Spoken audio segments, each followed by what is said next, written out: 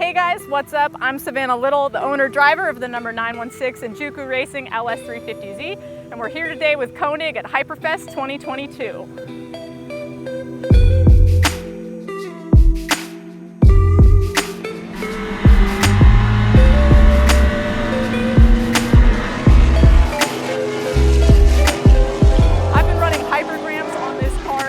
For about, let's see, 7 years now, and we're totally stoked on how these wheels wear, how they hold up to the abuse of racing. Some of these wheels actually I've had since 2016, which is pretty incredible to me that I've been able to keep them on a car that long. And honestly, they just look stylish, so I love the way they look. We recently just threw on these over fenders here. And if you guys might remember, we used to run 315 wide tires on the rear. So we used to have the rear fenders pulled so much, it wasn't a good look. So we actually finally have some over fenders here, which is awesome because it's starting to finalize the look. Once we get the new wrap, she'll be looking pretty fresh again, which I am excited about. We usually run a dual element wing. That's why you see the huge end plates and the secondary element mounts here for the wing. But we're running ST4 this weekend with NASA. So we've got the car toned down a little bit for a more mild aero package to suit less horsepower here at VIR. All right.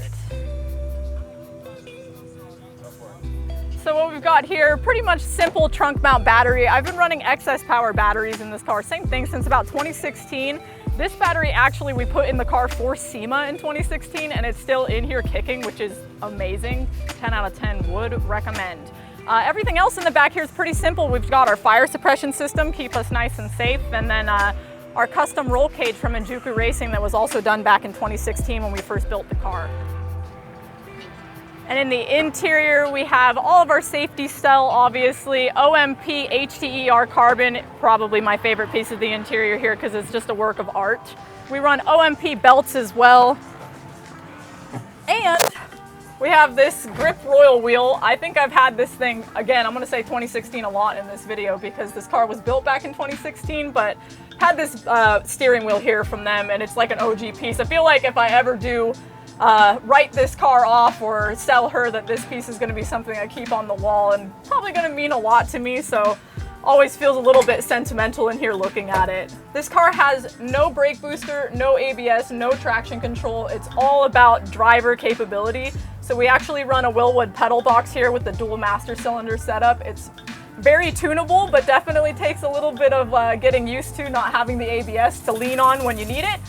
But with the AIM data systems, we're able to go through data and really tell how to improve the setup of the car, how to improve me as a driver, and ultimately hunt for the lap times that we're after, which is awesome. It's such a useful tool to have in any race car. Something that we actually add on to our AIM dash here is the AIM Smarty Cam. This guy is so clever and absolutely makes reviewing data and video, just takes it to a whole nother level. It's showing me my throttle input, brake input, steering input, everything I need to know how to suck less and go fast. Of course, we can't forget about the brakes that bring this beast to a halt for me. Been running StopTech since 2017 and have absolutely been so impressed with the quality. I finally converted Nick over, so we finally got both cars in the garage onto the same brake setup, which is really awesome. But ultimately, with not having ABS to lean on, it's really important to have a proper brake setup, and StopTech has been such a huge resource, not just in providing the parts, but in the knowledge along the way to help me figure out how to develop this car to a point where I could get away without ABS and without a booster and still have a really capable race car.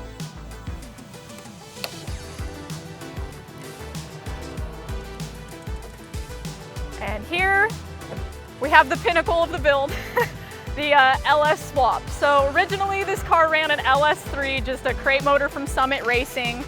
It was a 525 motor, made about 480 to the wheels. It was absolutely awesome. It was a total ripper. And then it went boom. You might have noticed the marshmallow back bumper. That's our remnants from our engine loss in 2019. But we have since replaced it with just a junkyard 5.3 that has been absolutely ripping out here. We detuned the car for GLTC to be able to run at a 12.5 to 1 power to weight ratio. So running this stock 5.3 motor has absolutely been awesome, but it's been a bit of a learning curve learning how to get this car detuned from where it was to be competitive at a lower horsepower has been kind of a challenge, but it's been a lot of fun. The car's way more fun to drive this way, honestly, and there's a lot more people to race at this power to weight ratio, so I'm feeling pretty good about the decision to detune it.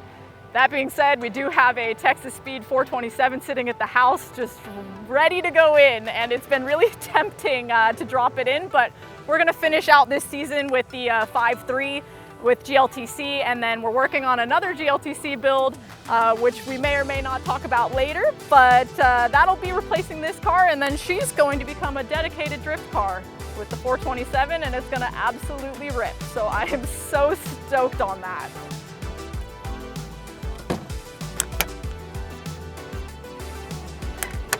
And there you guys have the build walk around of the 2008 350Z that is my number 916 LS 350Z. I really appreciate Konig Wheels for being a partner of mine for all these years. And if you guys want to see what we're up to, give me a follow at Savanna Little Racing and check out Konig Wheels on Instagram. See you guys next time.